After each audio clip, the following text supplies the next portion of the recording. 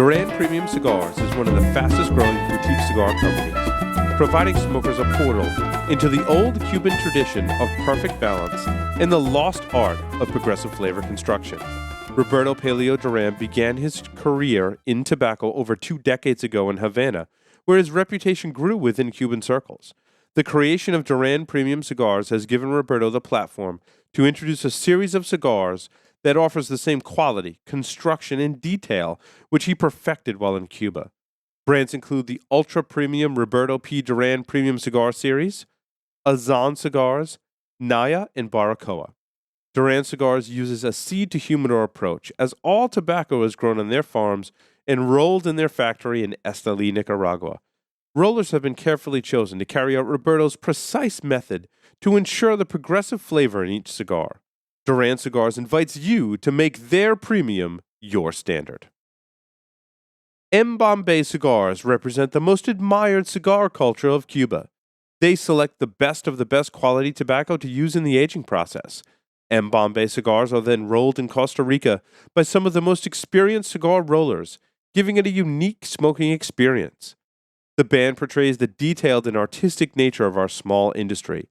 Try the M. Bombay Casera, M. Bombay Mora, and the recently released M. Bombay Habano.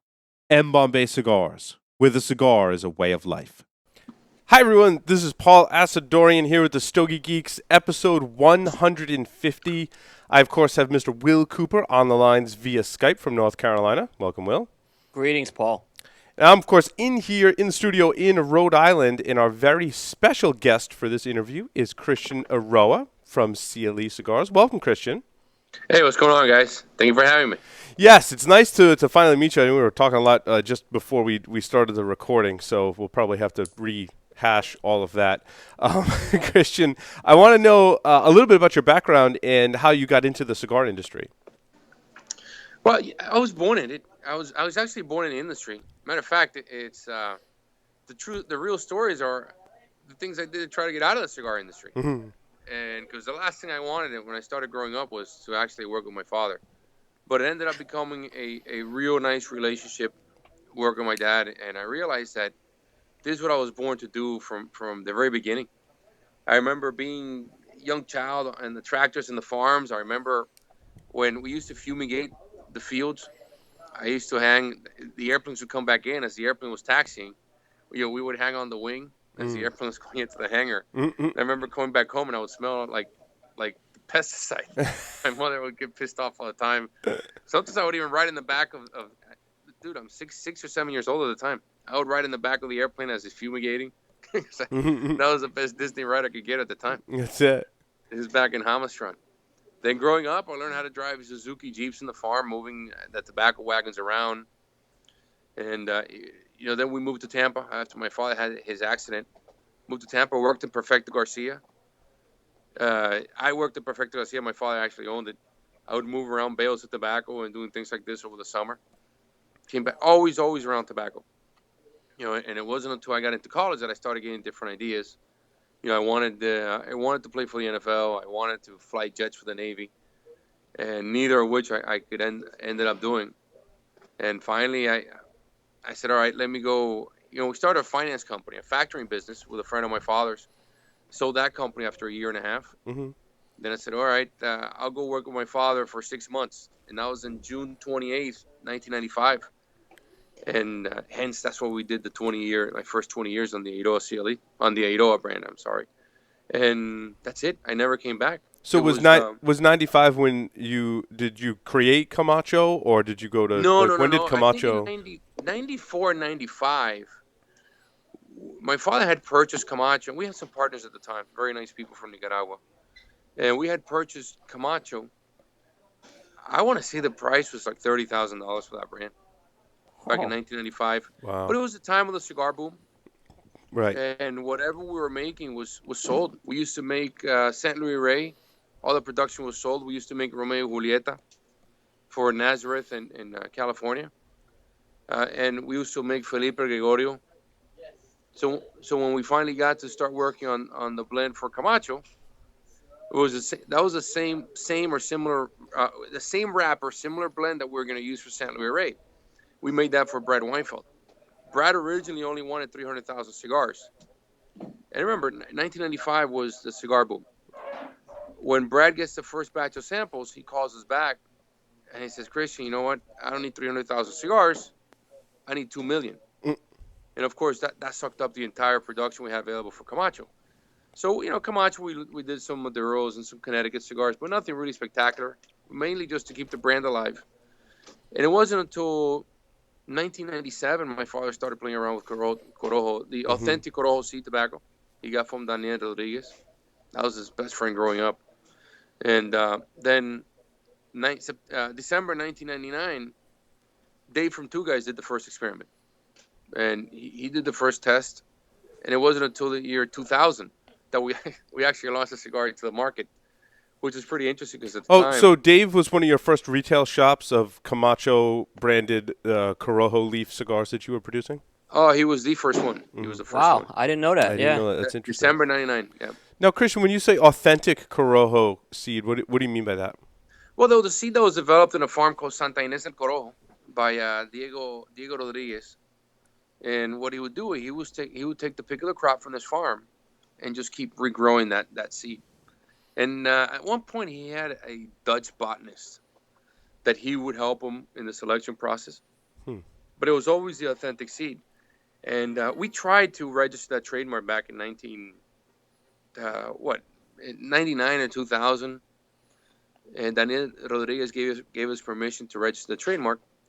But in 1996, his registration had expired. When we tried to register, it was deemed the name of a location because Corojo is named after a location in Vuelta Abajo. And we were unable to register that trademark. Then you started getting other people, just about everybody and their mother, doing a Corojo cigar at the time. Yeah, and once a name is used in commonplace, then the USPTO can say, no, you can't trademark it because it's already used in wide circulation. No, it was because it's a region in Cuba. Just like you can't trademark Miami. Yeah, I can't own that trademark. Hamastron is another name we tried to trademark. You cannot trademark that name either. It's a valley. But when it comes down to it, it's and hybrids started being developed. We single-handedly put Corojo back on the map, and we made it so popular that new hybrids, Cuba even started calling the new hybrids Corojo. And that's where we had to add the term authentic Corojo. And still today, my father has never shared the seed with anybody else. And Daniel Rodriguez has been dead for a few years. Nobody else has that seed. So from what we know, we're the only ones using that seed today.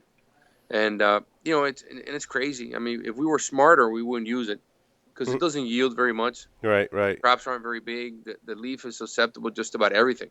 That's what makes these new hybrids so fantastic, man. You can grow those on... you throw them on the driveway in your house, and the Corojo 98, Corojo 99, 2006, that stuff will grow anywhere. Beautiful tobacco. I see. In my opinion, I like the taste of the original stuff. I like the full body. I like that sweet finish. Only Corojo does that, the authentic one. Christian, tell me about some of the sizes that you were developing. I know that some of the ones that I used to like were the 1105, the 0705. How did you come up with some of those sizes? Well, originally, the first cigar we did was called the Diploma. And what the Diploma was, I would take all the very high primings, and that's the stuff I would smoke for myself. This when we started bringing customers down to Honduras because when Camacho first came out, it had 4 colors. It was light natural, natural, dark natural, and Maduro. It's very confusing. So I remember it was after an argument with my father. I said, you know what? Then I'm going to bring every single customer and try to explain the tobacco. And it turned out to be the best campaign we ever did. So the customers that came down, I had these pyramid boxes. I like the shape of the pyramid box, and the opening was very small. So the smell of the cigars and that body, I call it the gym sock. Hockey bag. Hockey bag is what we call it, actually. Right? Yeah. Man. I like that real raunchy taste, man, that only tobacco gives you. And, we made these pyramid boxes in the cigars with no bands on them.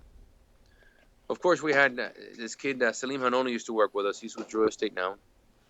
And Salim said, Christian, people can fill these up all day long, man, and they can sell anything else in these boxes. and they're going to smoke something that's not your product. So as we're having this conversation, I'm sitting on the desk just like I am now, and I'm playing with this marker in my hand, and the marker has an odd shape to it. I said, you know what?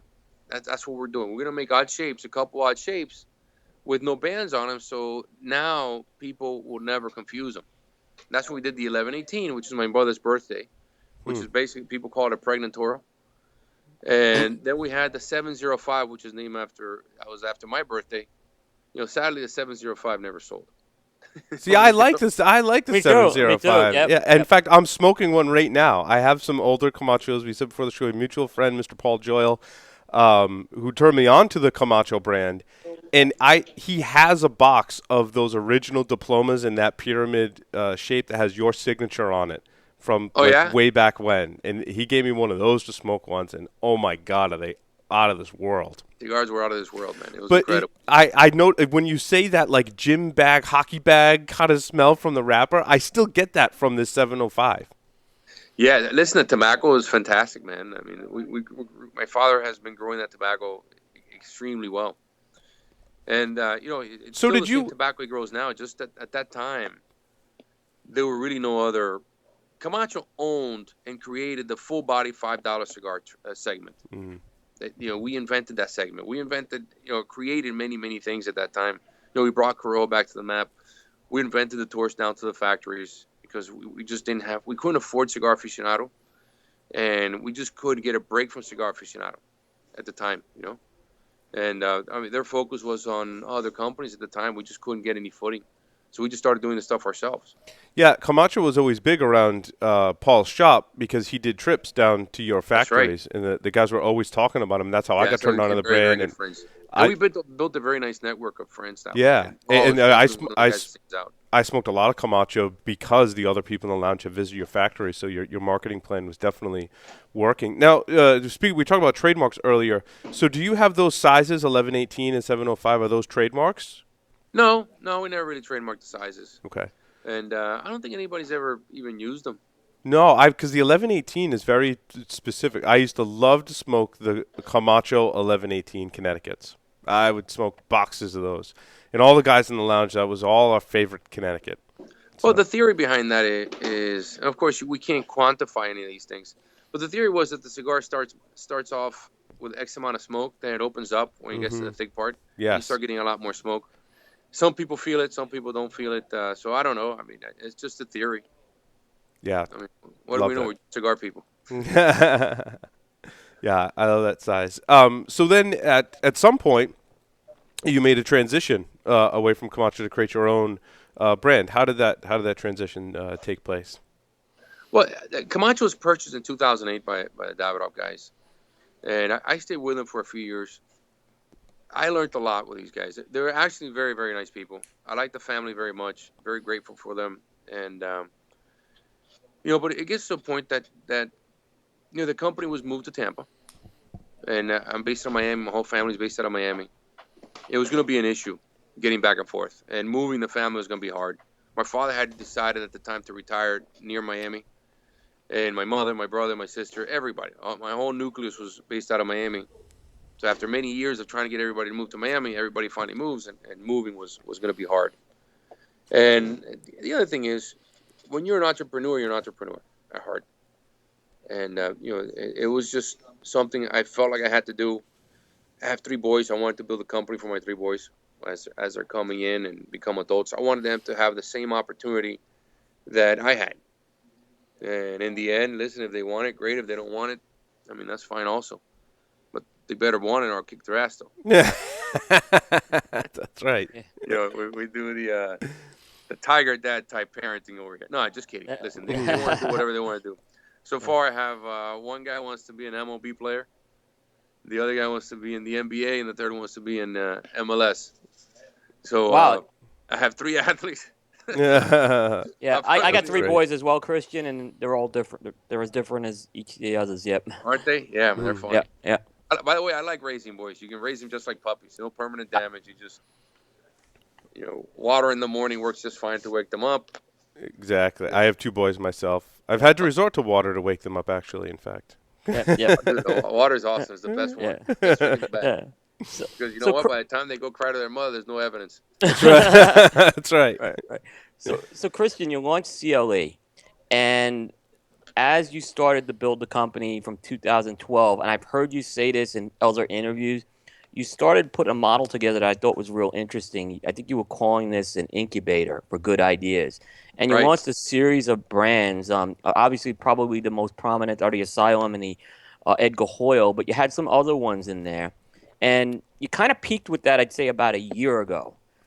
And then I think after last year's show, you made some changes to the model. Maybe you could talk a little about that incubator model and then why you decided to kind of switch gears a bit, if I'm right on that thought. No, actually, you're absolutely right. And the original concept, there were so many good ideas. You look at a company like Drew Estate. I mean, if you're a square-minded business person, you sit down with Marvin or Jonathan and Salucci at the time and Ardito, your mind only says one thing, which is there's no way this brand's going to work, ever. These guys are all crazy. And I remember Lou Rothman used to call those guys romperoo. But look at the model he built, and that just stuck to my head all the time, how these crazy kids can come up with such a great concept that works so well for many people. So when I came back in, I realized that there were many people, with a lot of good ideas. And I wanted to really have a company that could be schizophrenic with many different personalities, with many different... What? Hold on. Everybody for a second. Say happy birthday to Gabby. Happy birthday, Gabby. Happy birthday, Gabby. She turned 15 years old. Yeah.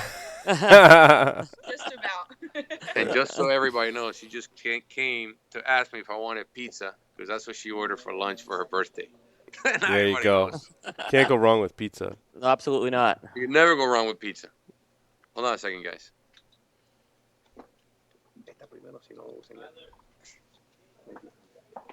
De queso para mí.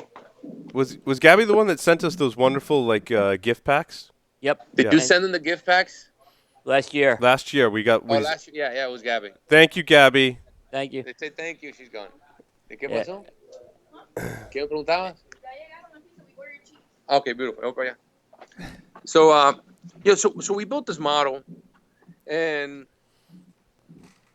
I tell you, there's one thing I completely missed out on, and I just didn't get it.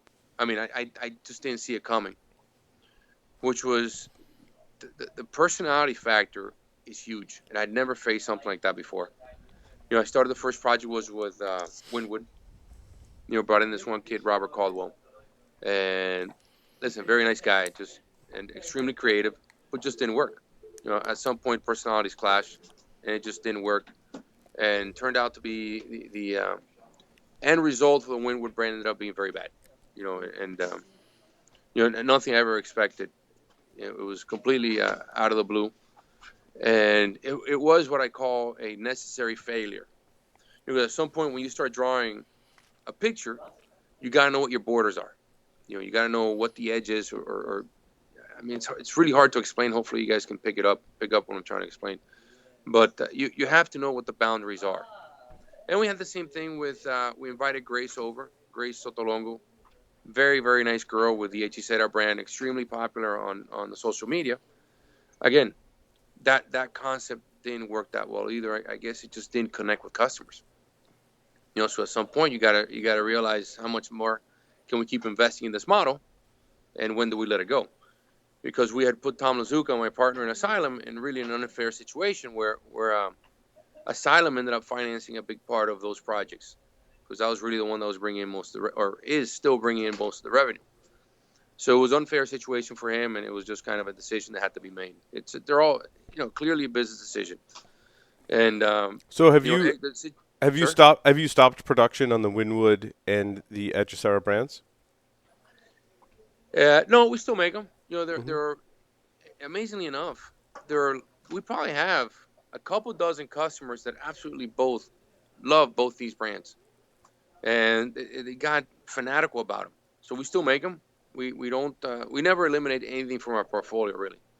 We still keep them around, and we do get calls for them from probably 22 customers that are really into them. And it's funny because they're not necessarily the same ones that like one or the other. So we still keep the brands around. Yeah, And because I like the Hechicera Corona especially. That's one I reach for in the morning, actually. I think that's it's a a good great cigar, cigar. man. Yeah. They're a And good cigar. they're very good cigars, man. They're blended really, really well. And it's just, I don't know, man, the concept just didn't connect. And, maybe in hindsight, of course, it's always 2020. We could have said, all right, maybe we should have done that next year when the company was more solid footing. But I wanted to make it clear that we wanted to attract a lot of people with different ideas and different concepts. But I don't think our industry was ready for it, or our salespeople really were ready for it either. And our stores, they'll give you one shot, they'll give you two shots, but the third and fourth shot, I mean, you really have to earn it. And I don't think we had the equity to ask our customers for many more shots. Oh, Christian, I want to ask you about the Eiroa. Yeah. In this small size right here in the natural wrapper, you market. Well, that's a 48 by 4? Yes. Yeah, All right. yeah. You market this as a Honduran Puro. Yes, sir. When I first smoked it, and then I smoked like 5 more of them or more because I liked them so much. Thank you. I am in disbelief that this is a Honduran Puro. I've never had a Honduran Puro that tasted this way, that appealed to my palate as much as this one. Are you sure this is a Honduran Puro? I've wanted to ask you this question for a really long time. Listen, man. Let me give you a quick history lesson. When Angel Oliva, which is really the reason he was my grandfather's customer, and he's the one that gave my father his shot in the cigar business. I mean, not the cigar people, the tobacco people. When he first tasted tobacco out of Honduras, he himself said that that's the closest tobacco he had ever tasted that comes to Cuba.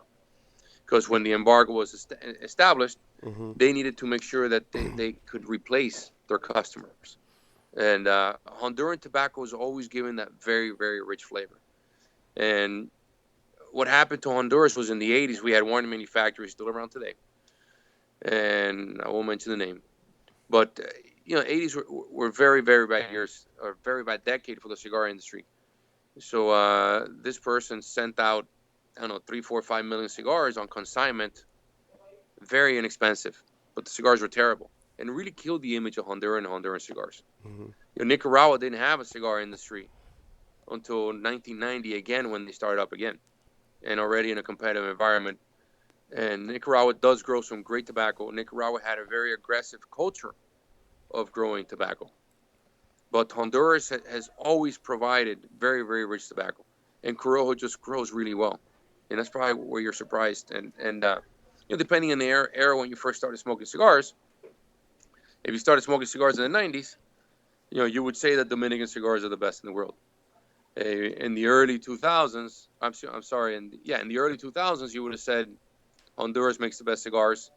And if you started smoking cigars in the last 5 years, you're definitely going to say Nicaraguan tobacco is the best tobacco.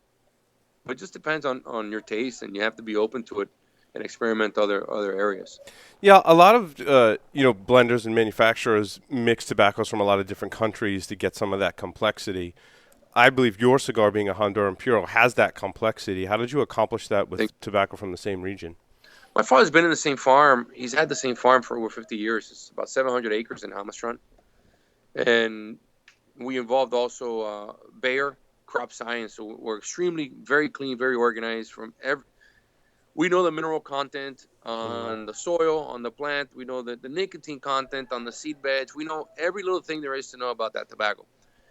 And what we do is we know the fields or the lots that we want to choose from.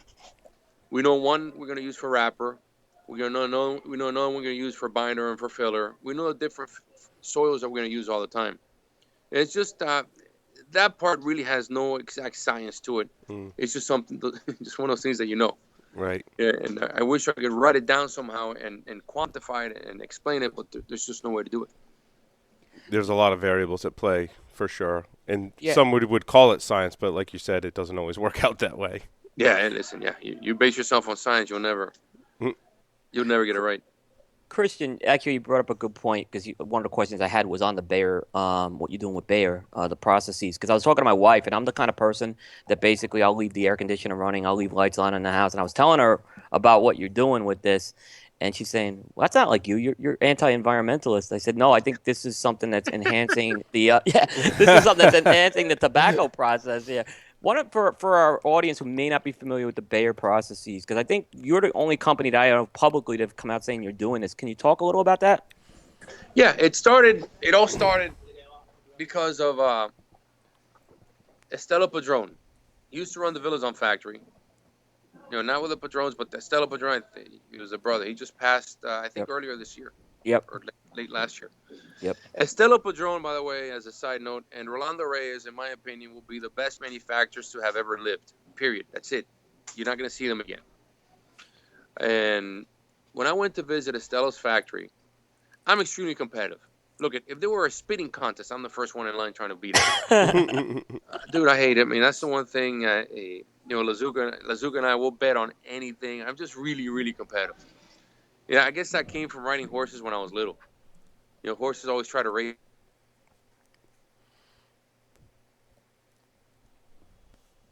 Oh, we lost Christian there. I think he put us on hold. It looks like he put us on hold. Oh, there he is. Hey, you guys still there? Yep. Yep. I'm sorry? I had to use this one because this one wouldn't scan. Okay. Sorry about that, guys. I had a call coming in for that moment. And No worries. So, yeah. And when I went to visit his factory, it just looked better. It was cleaner. It was more organized. So I came back.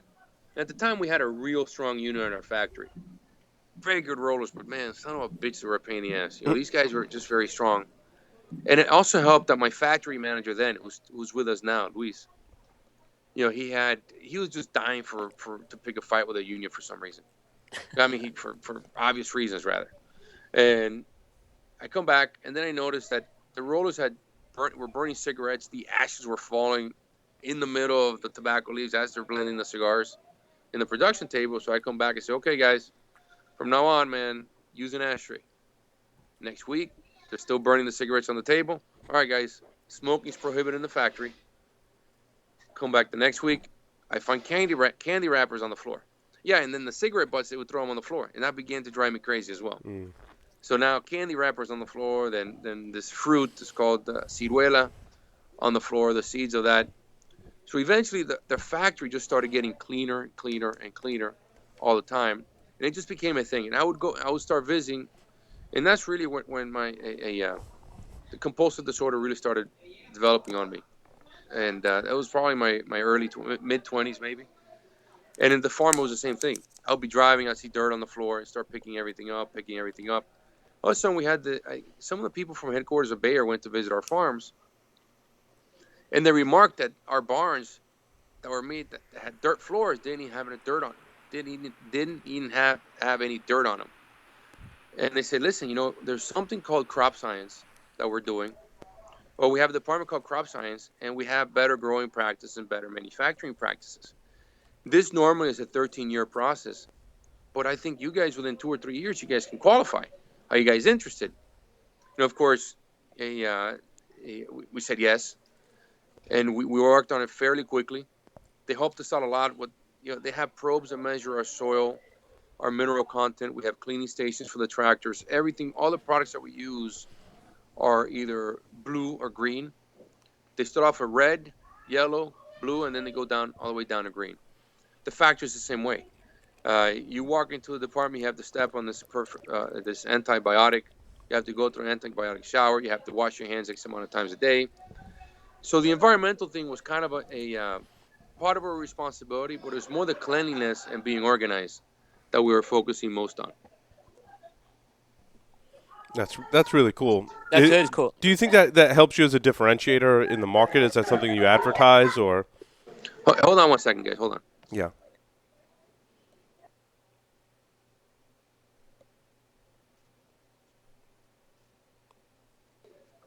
Hold on, guys. Just got loud for a second. That's okay. I had to tone it down. Can you guys hear the background noise? A little bit. It's not bad. Yeah, I was fine. always wondering how you say "shut the hell up" in Spanish. So. We We do it politely because I'm being recorded. I think the end result is affected. We have a more consistent tobacco. We have our fermentation process is now 4 to 5 years because we have to get it right to the right levels. We measure everything more accurately.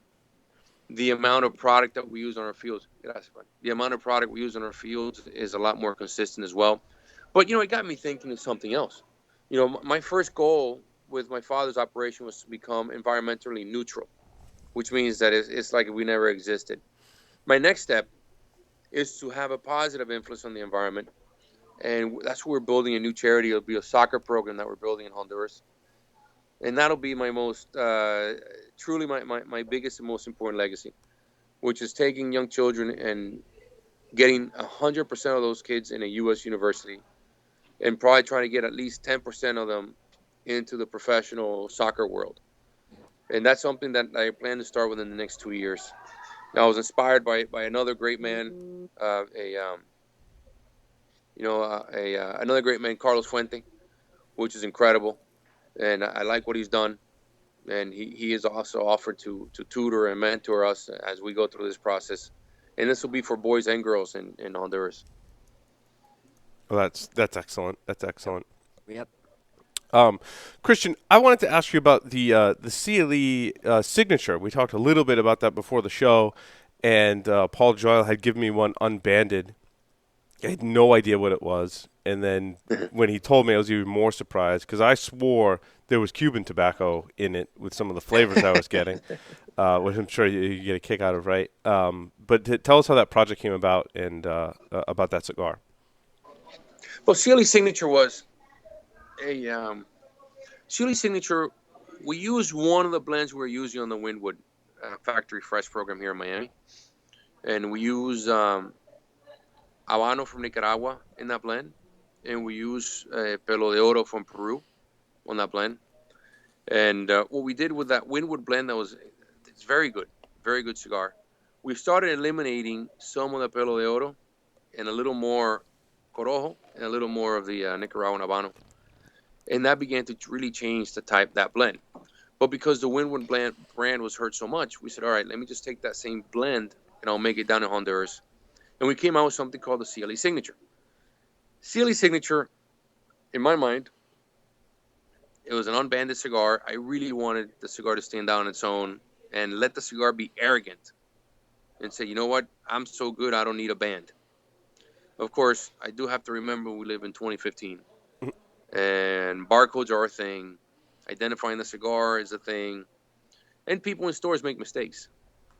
And so what we had to do now, the CLE Signature has been banded and has been barcoded. So each cigar has tissue protecting the foot individually, so there's no breakage on the box, inside the box. But the most important thing about the cigar, they still are uncellophaned. I am not a fan of cellophane. Actually, I dislike cellophane like nothing else you could imagine, because I believe that cigars do need to marry each other inside the box. And that's why when you're talking about that hockey bag or that dirty gym sock smell, that's it. You want to be able to open up that box and just get a whiff of that smell, which already gives you a hint of what that cigar is going to taste like. CLE Signature was just introduced now at the trade show as this new banded product, and you'll start seeing it very soon. That is one cigar you take your time and you smoke it and truly enjoy it. I honestly think that might be one of the best cigars ever produced in Honduras, period. Yeah, it truly is a fantastic cigar, and I was concerned about that when it didn't have a band on it. From a consumer standpoint, when I purchase a cigar and I take it home, I'm not always as organized as you are in your factory, right, with my own humidor, and I'd put it in there, and then you go back a month later, and you're like, what is that cigar again? It's mixed in with some of these other ones that are unbanded, and it's in a tray at the bottom, and you're like, oh, no, I don't know what it is anymore. So that's one of the things about the band. So I'm happy to hear that you put a band on that cigar. Thank you very much. I think it's one of those ones that flies under the radar for a lot of people, and so I encourage people to try it for sure, because I guarantee you won't be disappointed in any way. And we'll still see that. That's going to be an ongoing production now, right? Yes. Yeah, we don't listen. Everything we do is regular production. We made with Tom and I. We made a promise. We're not going to do anything called limitado, limited, anniversary. None of that crap. Oh, he got another call. He's a busy guy. I tell you what, no, he's this is like an education right now. This is Absolutely. Sorry, yeah. guys. I That's got another okay. phone call. That's That's okay. Send that one. Yeah. We promised ourselves not to do anything to that kind of name. We want to make sure that the products are always available. We are working on one that's going to be a fun project. It's called the Asylum 33, and that one might have to be small runs, because what we're doing with Tom is we're just looking for really good tobacco that was something back when, 80s and 90s, but they just stopped being popular, or simply that the leaf just or that those seeds weren't yielding enough tobacco anymore, and they were abandoned. And that one, because of the nature of the tobacco that we're dealing with, the runs will just be a finite amount every time. We did the first one in Honduras. We have the second one ready already, which will be out of Dominican Republic. I think that one will introduce in March next year. And Asylum is a very different brand from the CLE cigars. The cigars, I think the whole branding is different. The cigars are very different. Does that help you diversify your portfolio? And how do you describe the Asylum cigars? Bro, the best way to describe Asylum cigars is again, the whole point of the company was to be a little schizophrenic.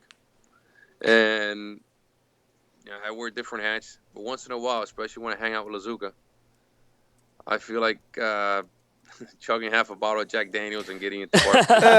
And that's where Jack Daniels. That's where the Asylum line comes in. Is that kind of personality? Yeah, and you've done some different stuff with the Asylum, such as the 99 Problems. Tell us about that project. Bro, can we talk about something pleasant? I hate those stupid Lanceros. I really do dislike them. And you did another one, but you came back and you did the ogre now. Yes, we did. we did. Actually, Tom asked me yesterday, which I have to check now. He asked me about how many ogres, Lanceros were sold. I have to check at the trade show. I don't have the number yet.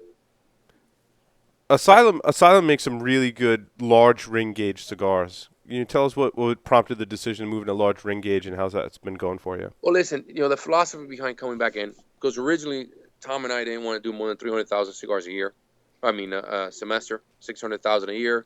We wanted to have 2 salespeople, do everything ourselves, 200 or 300 customers. We really didn't want to become big, and unfortunately, it seems to be a direction that we're going in.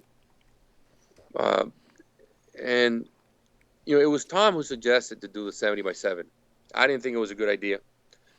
And it wasn't until we traveled into Tinderbox in Virginia, and that the customers were, I noticed the excitement behind this brand. And I said, all right. And it hasn't been the first time we've done it. For us, just like my father did back with Baccarat with a sweet cap, just like I did with Camacho Corojo, and then we did with a Triple Maduro, and then we did with a Trips to Honduras. If you want to stand out in the marketplace, you have to change the marketplace completely. And you have to embrace something that's going to make and force people to do things differently. Very much the same way that Drew Estate did with their product. So we said, all right, let's embrace the 70 by 7. And although we weren't the first, we're definitely the ones that put that size on the market, on the map, to the extent that everybody and their mother has a 70 by 7. Matter of fact, there's even one company who knocked off the package count, the pricing, knocked everything off completely to the T. And then we extended it to the 80 by 6 line. And we made the 80 by 6 to make the 70 look normal. Because, we were, so much was being, so much weight was being put on these sizes that we had concerns that it would be a short-lived trend. Then we did the 80 by 6. People started preferring the 80 by 6. Then we finally launched the 80 by 8 this year to put a kibosh on the whole large size trend, because you can only go so big before the cigars turn into a joke. Yeah, they're almost not smokable. 80 by 8s actually do very well as well. What we did with 80 by 8 and the 1118, we glued the whole wrapper all the way down. So you can actually cut those cigars in half if you want to smoke 2 cigars. Wow. And that's interesting. I didn't know that. Asylum for me is one of the 60 ring gauge, and I'll go as high as 60 ring. I'm starting to come around to the idea of 70 and 80. But we actually did a show a while back, and I smoked the Asylum 60 ring, and I thought it smoked very, very well. I thought you were able to keep that flavor profile even in that larger ring gauge, which is what a lot of people struggle with. So It's amazing, man. And just to give you a quick, I don't want to sound like an engineer, which I'm not, but the 80 by 8 weighs exactly twice as much as a 60 by 6, Wow. Wow. which is why I think the big ring gauges became so popular because of the value. When you're thinking about, I don't know, whatever the price is in different states, but let's assume the 70 by 7 Asylum is around the $7.50 range.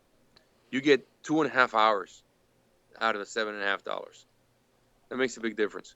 I think that I have to think that's a big reason why those cigars became popular. Yeah, people really like them. I know a lot of the guys in the local shops here smoke them quite a bit, and I think it's value for one. And I think they're still getting a lot of those great flavors that they're maybe not finding in some of the other larger ring gauge cigars. So props to you guys. Well, you know what happens, and look, we've done all tests. We weigh all the competitors. I was actually going to do an ad poking fun at the competitors, but good thing I grew up for half a second there, because I wasn't. It wasn't going to be complimentary. Which at the end, there's a book called The 22 Immutable Laws of Branding, and it teaches you one thing, which I found out with Camacho Corojo back then. Copycat brands or copycat products only make the original one even greater. And all these people that came out with 70s actually just helped solidify the Asylum 70 by 7, because now it becomes a cigar that everybody compares it to. And I know, but just the way we set the tobacco aside, by the way we roll them, by the way our quality control, everything about it, no one will be able to match that cigar, especially at that price. But no one will be able to match that cigar, and we feel confident. So every time somebody comes up with one of those cigars, we just keep getting happier and happier. Matter of fact, there's one competitor that I would love to buy a car for because they did us the biggest favor of all. You also came out with it in the ogre size. What was it like working with the Candela wrapper? Candela wrapper, the Candela wrapper has a sweet spot for us. That's where my father grew for many years, back for UST, and even back in Camacho, we had a Backer Candela, and we had a Camacho Candela. Candela tobacco is very interesting. By on its own, it tastes terrible. But when we did the experiment with the ogre, it actually worked really well. And that was for, hold on one second, guys. And that was something that we did for, Tom Lazuka has a friend of his that coaches in some Michigan team, and their uniform is green. And we've been doing those. We used to do the Liberty for him. And when we came back with this company, he asked for another Barber Pole cigar. So we're actually seeing. Christian's a busy guy. I tell you that the ogre and the 7x70 is the perfect. Sorry, guys, I got stepped on again. No worries. And we were actually at Tony Bellato's store in Ohio. We just interviewed Tony. Yeah, we just did. Yeah. I love that kid, man. He's a real nice guy. Dude, we doing a wine tasting. He knows his now wine. It's about 1:30 in the morning, and we're just kind of leaning back on the couch. And Tom says, "Hey, we need to make these Barber Pole cigars for Ron." Blah blah blah. I said, "Listen, Tom, why don't we just make it for everybody? Let's call it Shrek." And then I go, "Wait a minute, no. Shrek might be a problem. Just call it the Ogre." All right, fine, we'll call it the Ogre, and that's pretty much how the idea was born. Nice. Made the samples for this guy, made the cigar, and for a year and a half, the Ogre was actually the second best-selling cigar size we had after the 70 by 7. Christian, you mentioned Camacho Liberty. It reminded me of another question I've always wanted to ask you. And when I first started smoking Camacho Liberty, I'd go to all the shops and I'd ask them for all the older Liberties as far back as they had any that were left over from previous years. And various people have told me over the years that there was pre-embargo Cuban tobacco in some of that Liberty series. Can you kind of dispel the myth for everyone? And tell us it's actually that's a fact. We had there was a company called DWG Cigar Company. They were based out of Lima, Ohio. DWG Cigar Company was purchased by American Tobacco in, I don't know, let me see, 1963, 64. And Pedro Martin, the late Pedro Martin, Maria Martin's father, he owned Tropical. He was hired to liquidate the inventory from that place. Mm-hmm. So Pedro Martin visited Simon Camacho and sold him, I don't know how many bales of this tobacco that was Pelo de Oro from Escambray in Cuba. It was 1961, 1962 tobacco. We had the certificates. We had the whole thing. And when we bought Camacho, I had 5 of those bales left. And I just kept looking at them. when we bought the company, a backer was a $3 and $4 cigar. Camacho, I remember we did Camacho $5, and I was, I was pooping my pants. I didn't think we could pull off $5 from a cigar. So we never really had the cigar that we could use the tobacco in. Then we started coming with the idea for the Liberty Project, which 2002 was the first year. Then I think the 2003 and 2004s had it. I forget exactly how many. Mm-hmm. I think the 2006 and 7 also had pre-embargo Cuban tobacco. But these were fillers. They actually just tasted a lot like cardboard because they've been around for such a long time. So then we ended up putting some of that tobacco and some of the Corojo in bulk when we were fermenting. We would put some of the tobacco in there just to give it some life. And it did help out a lot. But it's basically the real long cigars had the pre-embargo Cuban tobacco in it. Mm-hmm. So it is true. I don't know how many bales. I don't know whatever happened to the rest of them. I lost touch with whatever in Camacho when I left in 2011. Okay. Well, thank you. That was a burning question I had for some time. So yeah, no problem.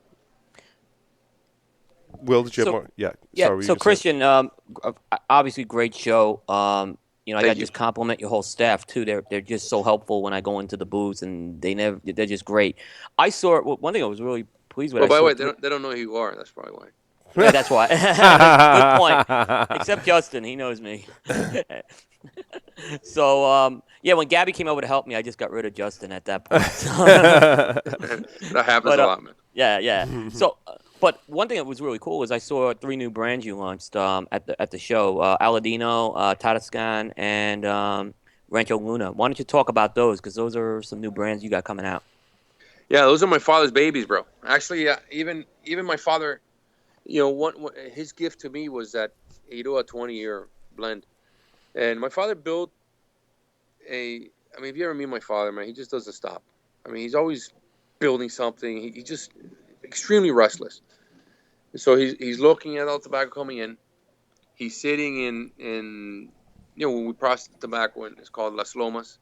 And he ended up building this factory down there, which the factory was in his mind was going to be called Aladino. I said, Dad, listen, don't make me have to sue you for the name because I have that name already.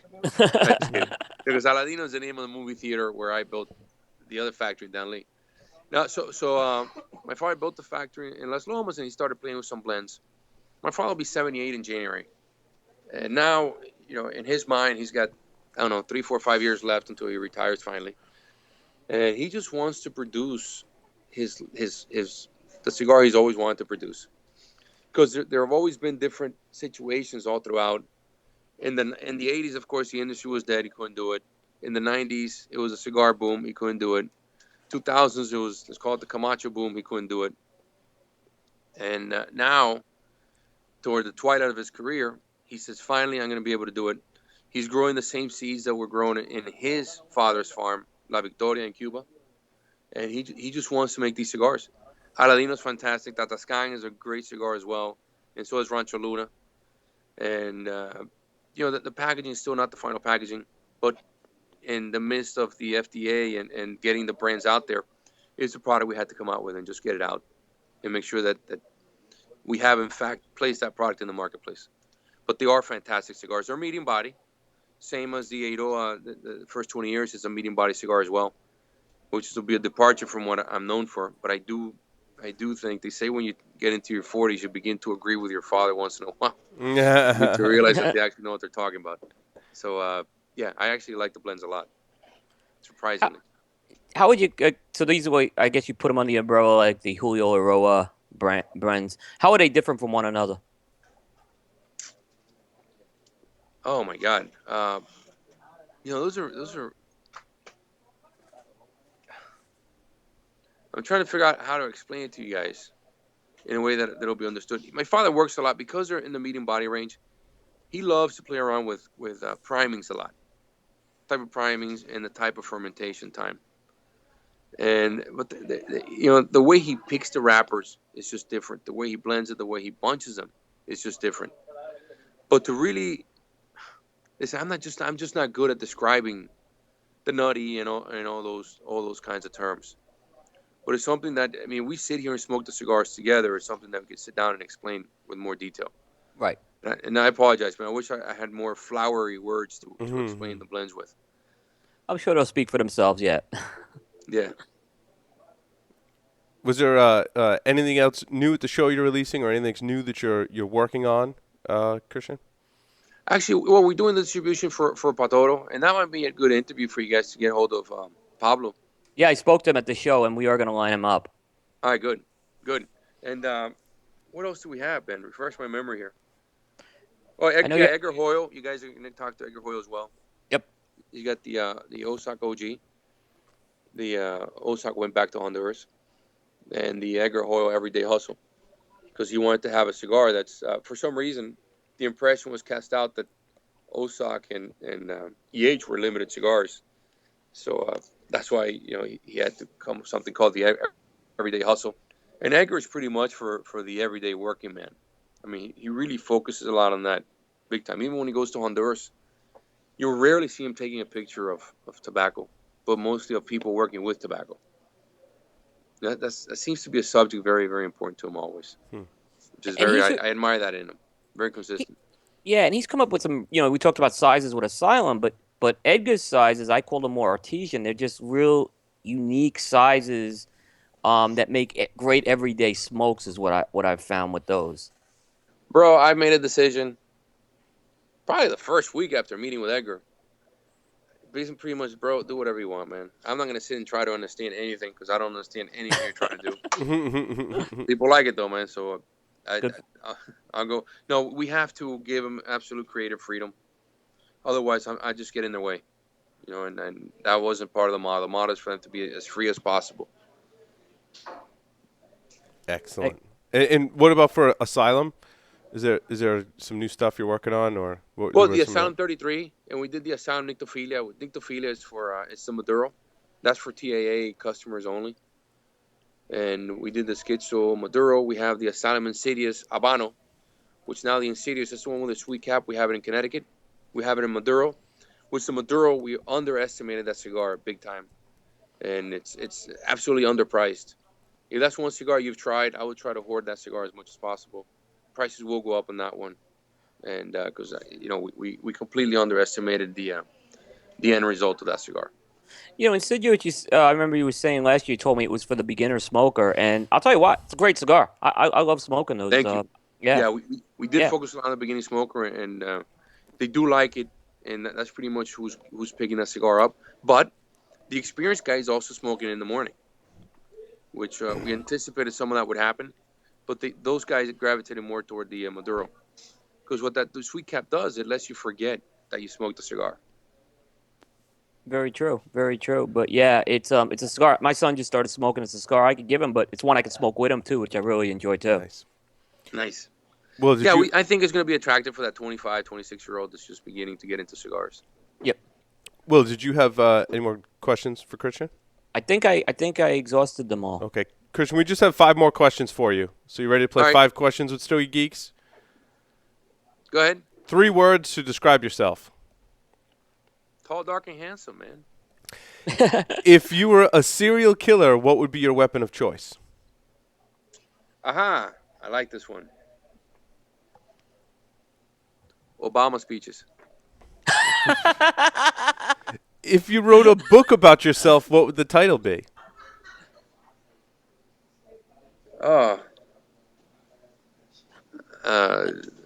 Betting on a spitting contest. I don't know, man. In the popular game of Ask Grabby Grabby, do you prefer to go first or second? What game? It's called Ask Grabby Grabby. It's popular in Europe. Sure. I'll grab somebody's ass first before I grab mine. There you go. Choose 2 celebrities to be your parents. Oh, man. Howard Hughes and Howard Hughes, by the way, is my absolute favorite. Tell you what, Howard Hughes and Elvis Presley. There you go. That's fine. Now that it's legal everywhere. Yeah, exactly. We don't judge. That's it. Christian, thank you very much for appearing on the Stogie Geek Show and for celebrating episode 150 with us. All right, thanks a lot, guys. Congratulations. Thank you. We appreciate it. And hang on the line just for 1 second. Go ahead. Okay. And with that, we'll take a short break and come back.